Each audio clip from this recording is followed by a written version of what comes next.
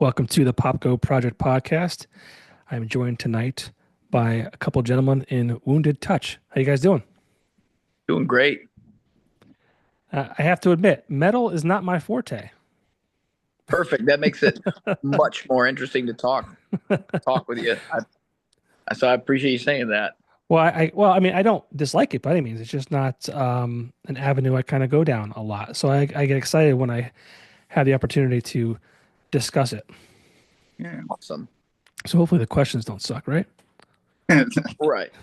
No, I think I think it'll be fun. I feel like we can only answer the same question so many times. Like, so what's the most intense show you've ever been to, or something? So Well, let's talk about that real quick. Uh, we are in 2025. The media landscape is much different than it was 15 years ago.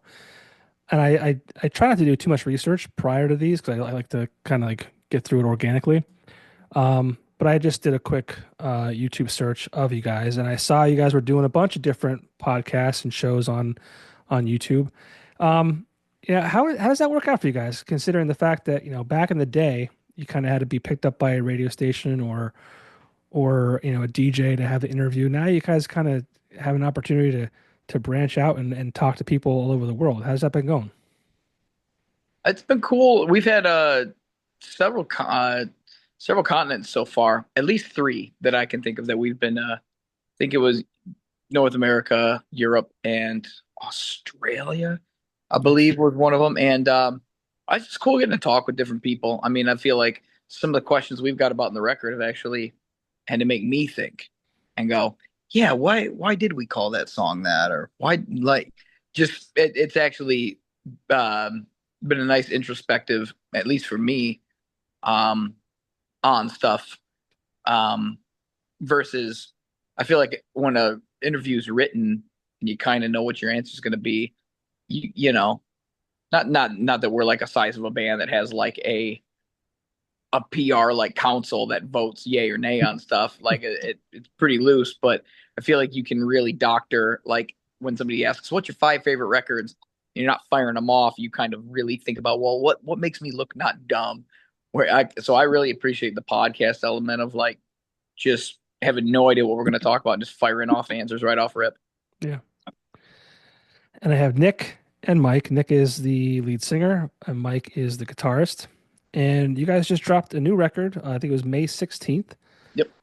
And that is called A Vivid Depiction of Collapse. That sounds like an intense title. Yeah, no, it's got the key words in it, right? The key phrase. Yeah. Yeah, it's just a phrase that I brought it to the guys. Just kind of like, hey, here's five things that I think kind of sum up the record or what we're going for. Does any of this strike a chord with any of you? It's never like this is the name, this is the concept of the record. It's always just kind of like, oh, this is kind of what this collection of songs feels like to me. Does it to you guys?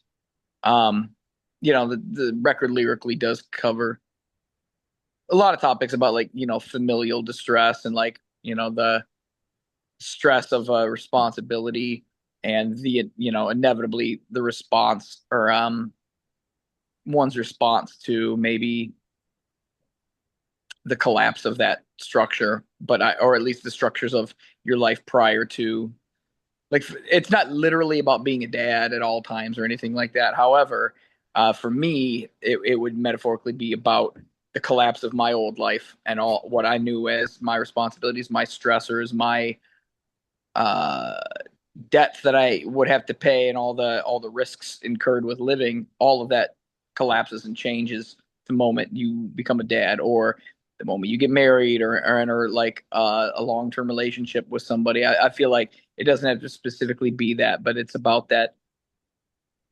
significant change in life and that almost rearranging of your uh, past values or even your past life up until that moment. Collapse is an interesting word to describe all that. Yeah, I feel like for me, like there's the third track on the record kind of covers that. Like all the I feel like we all have like that 5 year plan, right? Or that 10 year plan of where I'm going, what I'm gonna do, and what I'm gonna do when I get there and who I'm gonna be.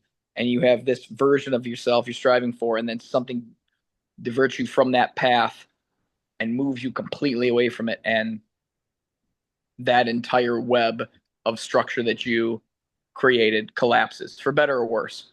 I think of it like demoing a condemned building Hmm. and moving on. That's kind of how I can,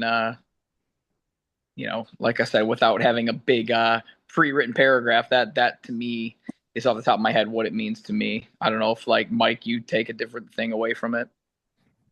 I mean, kind of just like with what's going on in the world too, just something new, something crazy every day, whether it's, overseas or whether it's here. And then kind of how you try and raise your family and, kind of push through that and instill, you know, values and things into them that, hopefully they carry on. But yeah, it's just kind of a scary time to just be raising kids in general, in my opinion. So, And I want to talk about that, and we'll get to that about being dads because we just talked about before we jumped on and hit record that you guys are dads, and I am too. So I definitely want to kind of touch base more on that. But as far as the band goes, you guys are from Michigan. yes. Yeah. What's the scene like out there? Pretty wild. I mean, like Detroit's always had like, I feel like Detroit, most people who aren't from there will the 8 Mile comes to mind, right? Hmm. And like the hip hop community and all of that comes to mind initially, and then people who are really familiar with hardcore, they might know about punk and MC5 and certain things. And I know for me, when Detroit comes to mind, I would as a kid was like, oh, that's Cold as Life. Oh, that's Negative Approach. That's Tyrant. When I was a kid, which I remember thinking like, oh, that's not for me. that's at a young enough age till I grew into it. But I feel like Detroit specifically has such a wide accessibility to so many genres, and that's one city. And I feel like I'd like to have this message that it's all unified, and it's not, but it's because of the geographical structure. I think there's like all these pockets of different scenes, just like different cities, and everybody's like, oh, like some cities grindcore and power violence does better than others. Like to me, I think Lansing, the capital, I think like that city is where you want to go if you play grind or power violence in the state. Grand Rapids almost has, I don't know, Mike. Like, what? I don't know what Grand Rapids really specifically comes to mind. That seems like an amalgamation of a lot of like college town stuff. But I guess every city to me has like a microcosm of different scenes within it, and like different ecosystems almost, and they occasionally interact, but they also have their own cliques, their own structures, their own rules. Like this is the way it goes here, and it's really cool to be able to be a band that's not all from the same city because it allows us to navigate and kind of experience so many different scenes. I mean, like we're lucky in the type of subgenre we play. We get to play with a lot of different bands. I mean, even like mixed bills and stuff like that. But beyond that, even like subgenres to me, when people talk about Michigan, I feel like they always talk about the Detroit scene. Detroit's the biggest city. That's the biggest population center of the entire state, understandably so. But there's like small little towns that I can remember that are seemingly nothing on the grander scale of things, but everybody played there. Like there's a city, Prison City, Michigan, Jackson.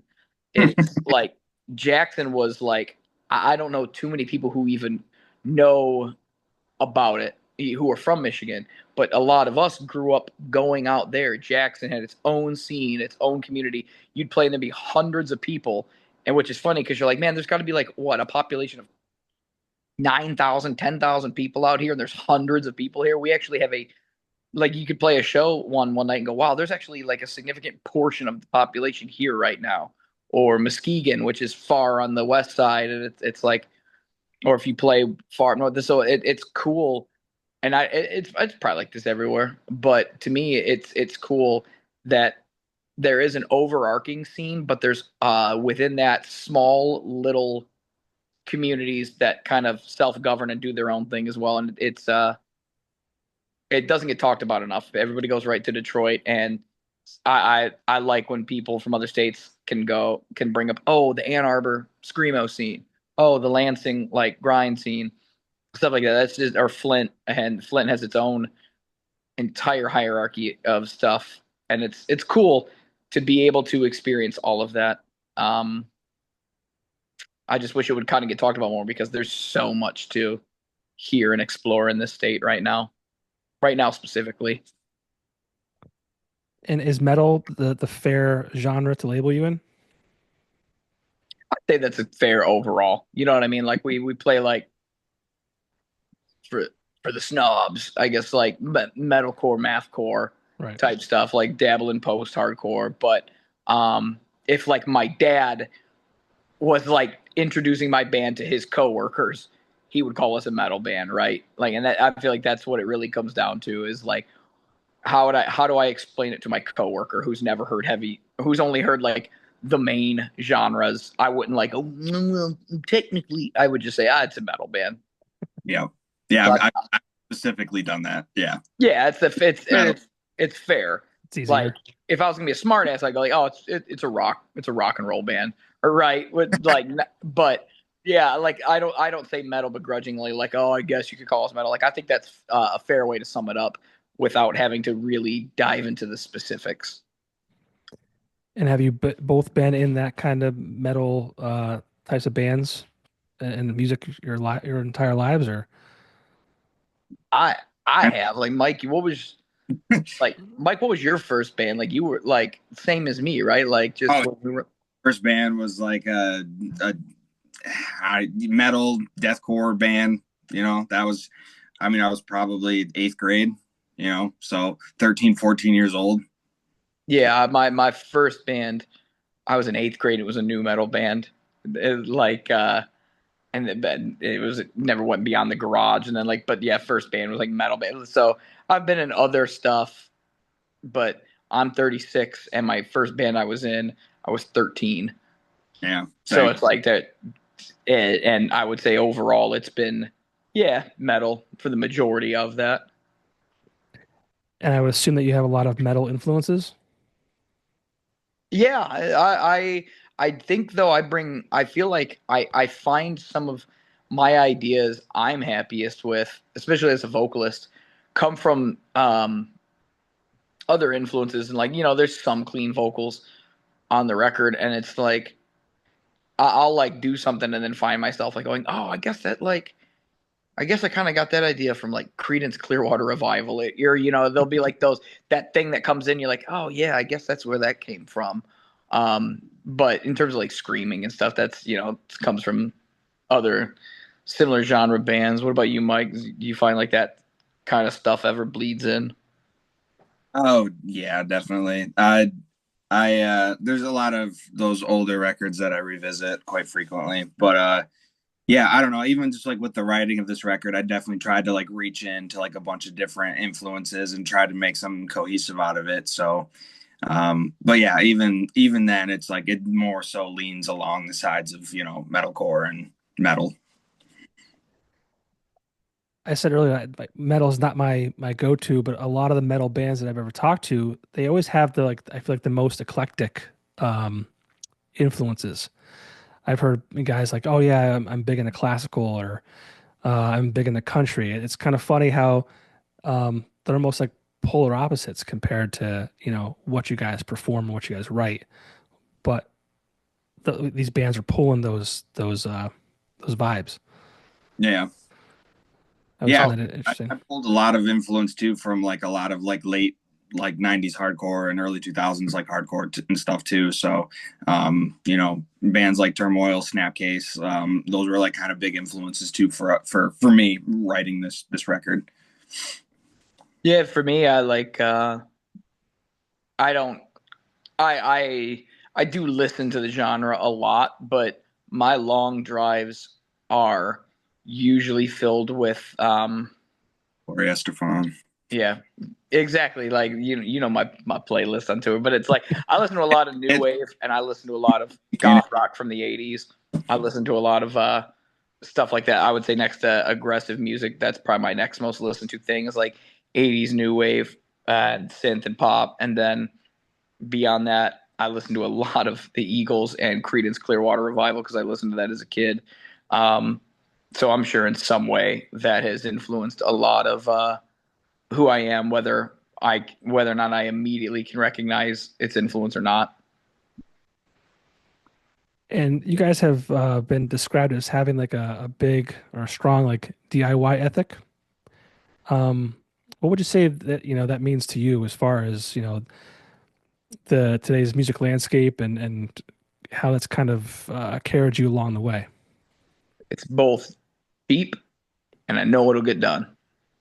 okay. That's I would love to say that like even like my politics aside, I would like to say that there's an intention with it, but realistically, a lot of our DIY stuff has just been out of necessity.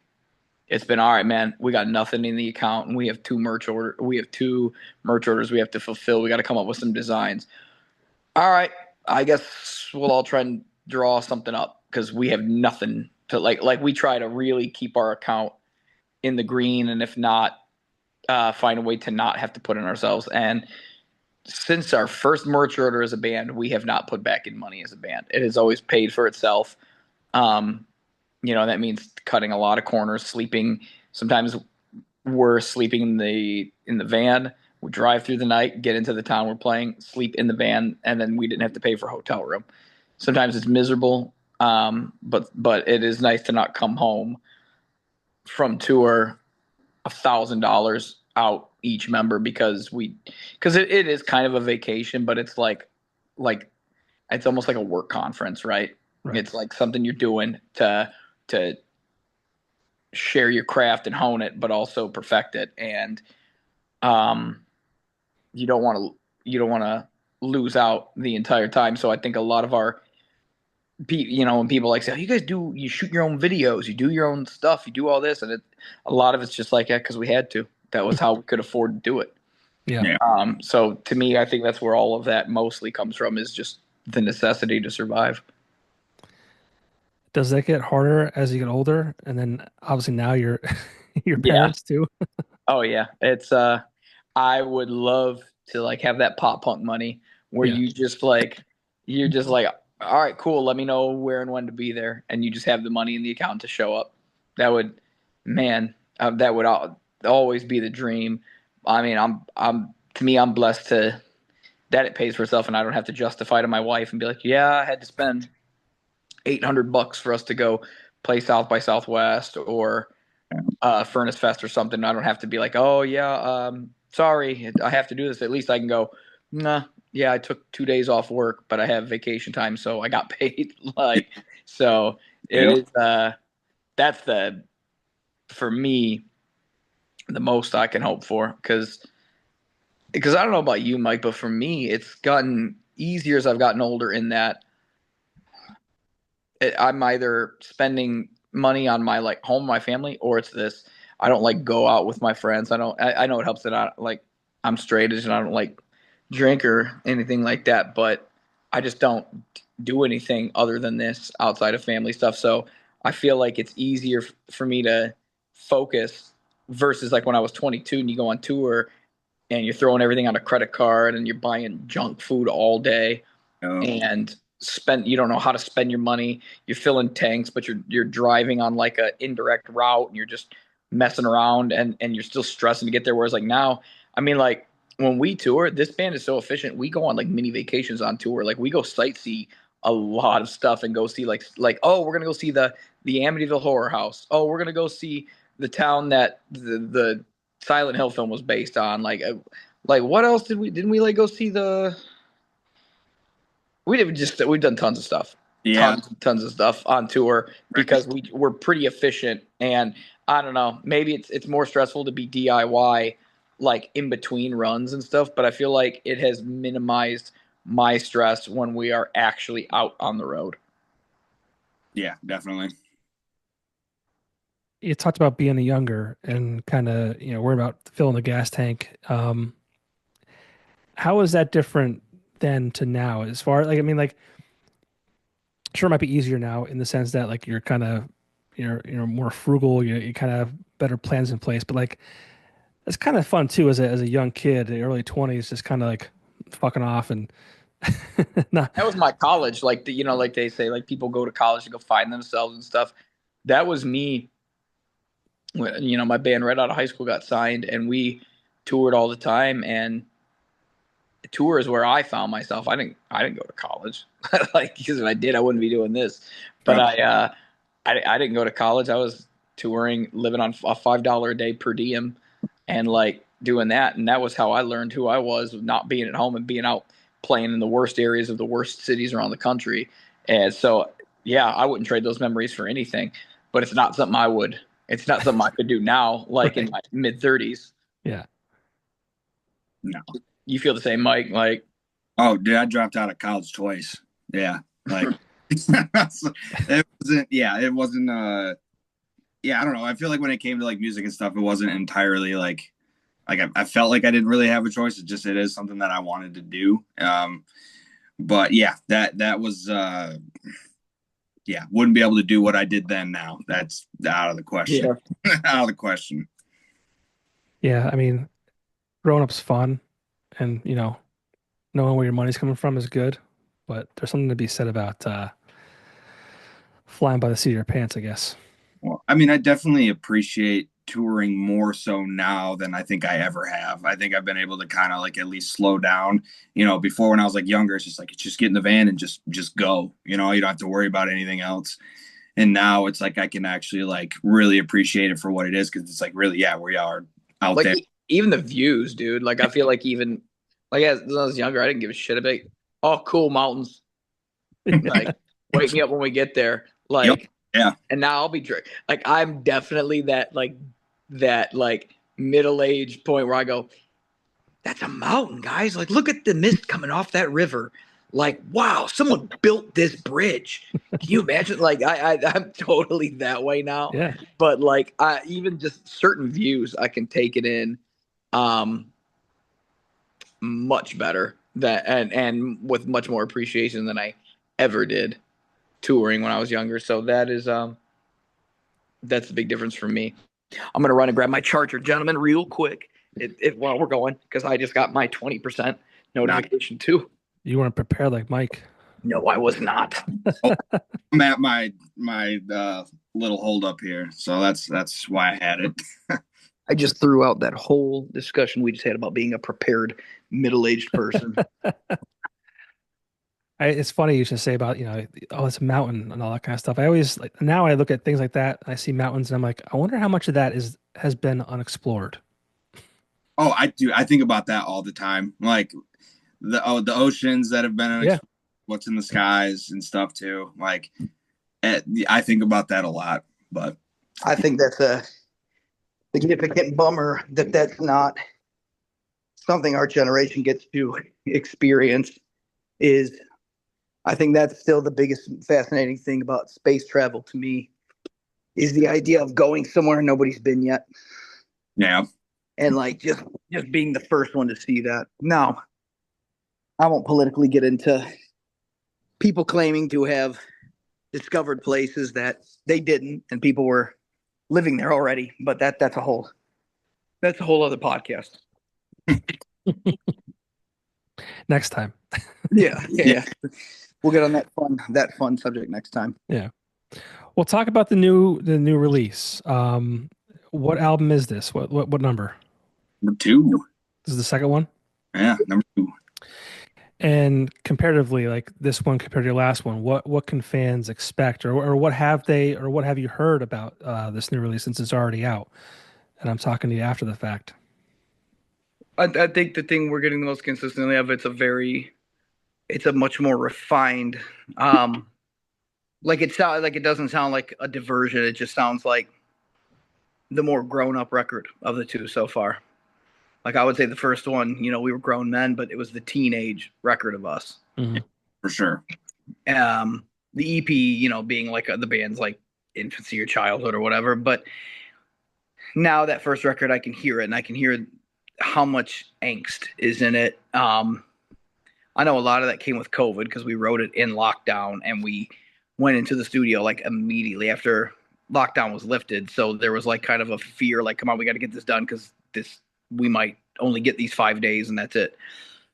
This record felt a lot more like writing it like, hey man, if we don't get it done, we don't get it done, is what it is. But we really tried to do everything we could to make sure we weren't phoning it in, I think, and challenging ourselves to go, is that the best we got?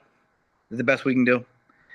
And I think, to me, I came at it going, what if this was the last record I could ever do? Like I said, I'm 36. Yeah, I want to do this forever, but how many more records do I got in me? I don't know. So I think for me, I was like, okay, what have I always wanted to do? All right, I'm finding a way to do that. And I feel like whether that was everybody's specific attitude or not, I feel like that kind of musically is what this felt like almost like a will and testament. Like this felt like, okay, if I don't get another shot, this is this will be like the summation of all my years doing this and everything I've lost doing it. And that's what I walked into with it. And I feel like that's what it sounds like. Like this band go like setting our own watermark. Like it's tough because I know the next record will have to exceed a lot of thresholds that we set for ourselves on this one. And a lot of people have felt very I feel like people have kind of felt that way. The most reviews consistently say like this is the band focusing and really taking confidence in knowing who they are.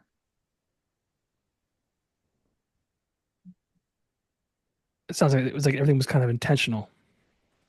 Yeah, it's a very intentional record. Like there were some happy accidents in the studio, but it to me, I feel like we kind of went in already knowing what we were going to uh try and do. I didn't know if anything would work.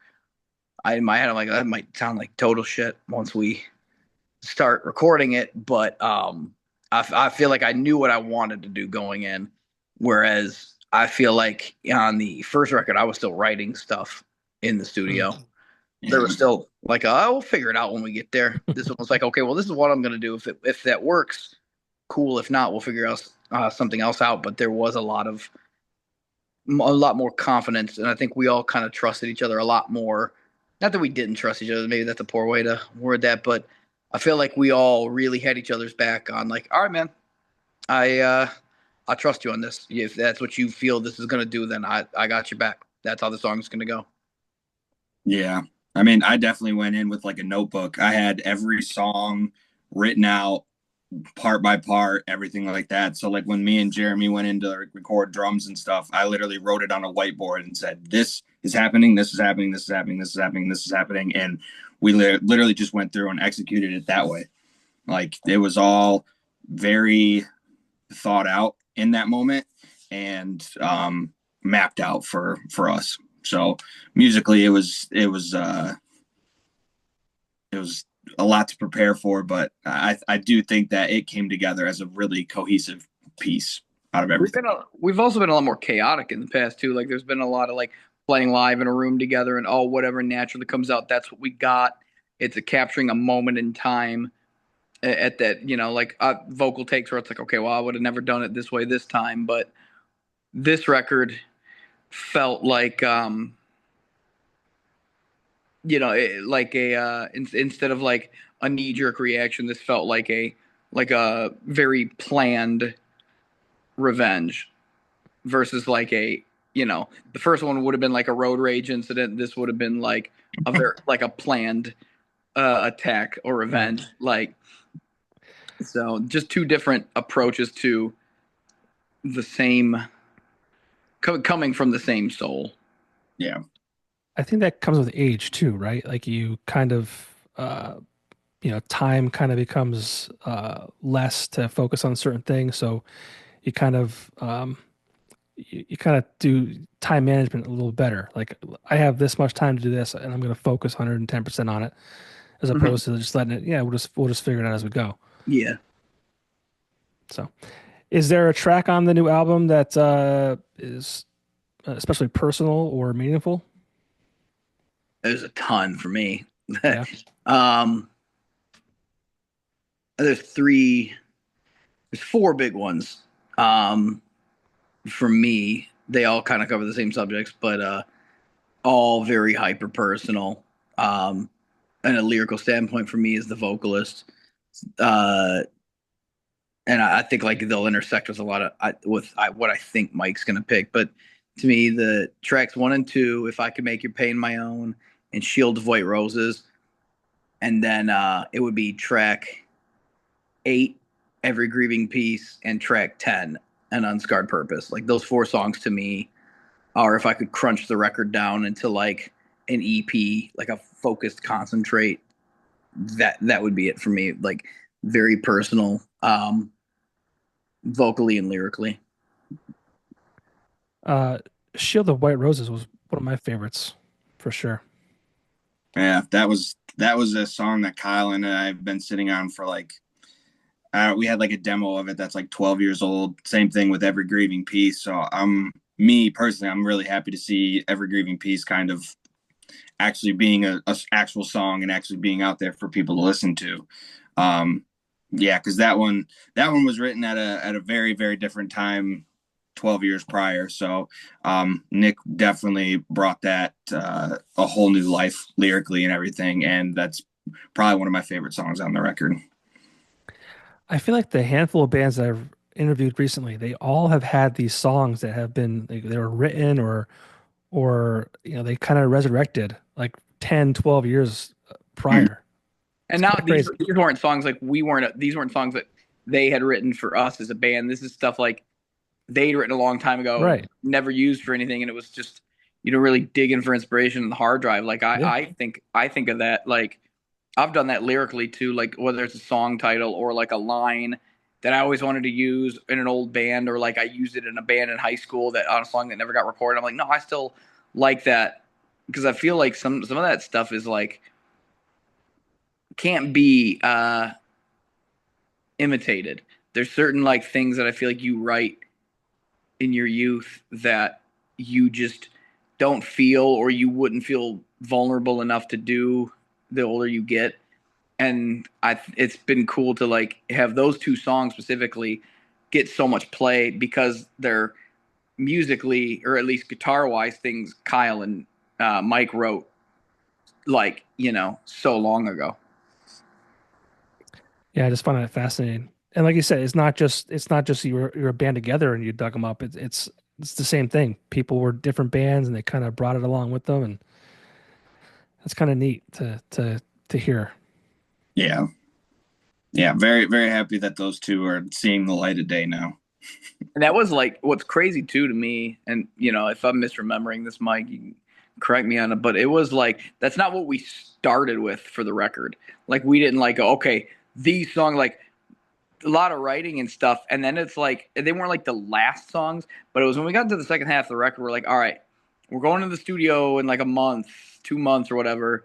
Um, we still got to write like another four or five songs, Yeah, and like what do we got any leads on anything? And that's I feel like that's what Mike was like. Well, let me go because I remember like I don't remember which one it was, Mike, but I remember us listening to Steamroller demos on tour, or it was like at the first Furnace Fest, and yeah. I was like, bro, what was that song you played of that live recording or whatever? And you were like, oh, and you started going through like a old folder of something, and like it just kind of turned into, oh, dude, that could totally work if we changed this or we did that. No, Like, that's kind of what happened. I found my old MacBook from like when I graduated high school. So this would have been like 2008 or 2009. Like it's old MacBook, but I found a bunch of demos on like my old iTunes on there, and like I mean iTunes doesn't exist anymore. It's Apple Music. So I was going through there, and there was no way for me to get those demos off the computer onto anything. So I ended up recording that, or turning up my laptop and recording with the phone.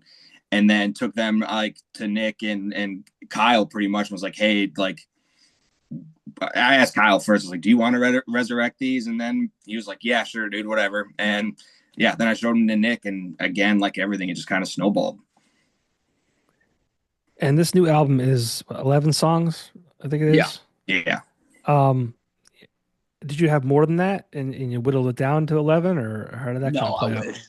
I, No. yeah, we were writing down to the line. Like Okay. we did. So we did at the same time record a Finch cover that we released back in December, just independently, but it was recorded in that session. Yeah. Which cover was that? We covered Worms of the Earth, and yeah, we put that out in December. Didn't do anything big with it. We just kind of recorded it and just put it out there. And it's like, it's now so many things have streamed above it that it's gotten pushed down in our queue on our like Spotify and on stuff. But yeah, we tracked that and released it. And the reception of it went really well. It was just like a fun, hey, check this out. Um, but other than that, no, I would love to be in a band or at least be in a recording session where I have too much material recorded and having B sides like, I oh, don't, that'll be on the European pressing or something like. it's never Yeah, happened to me. That's yeah, No? for me. Like I'll write an EP or a record, and it's like I'm like tapped out. And then as soon as I don't know, like a month or like a couple weeks pass or whatever, something hits me, and I'm like, hey, I want to do this all over again. When literally a week yeah, ago, I can't fucking do this. Like I'm tapped out. But yeah, then something dumb happens a week or a month later, and I'm like, all right, I can do another one. Let's go. yeah.